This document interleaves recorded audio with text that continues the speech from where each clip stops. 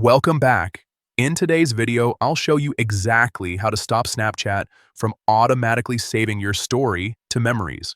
If you prefer more control over what gets saved, this quick setting change will help keep things exactly how you want them. Let's jump right in. First, go ahead and open your Snapchat app. Once you're on the main screen, look at the top left corner and tap on your Bitmoji or profile icon. This will take you to your profile page where all your personal settings are located. Next, in the top right corner, you'll see a small gear icon. Tap on that to open your settings menu. Now, scroll down through the settings until you find the section labeled Privacy Control. Under this section, tap on Memories.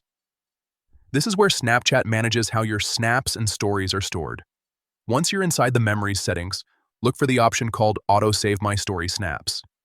Tap on it to see the available options. By default, Snapchat may have this set to automatically save your story snaps to your memories.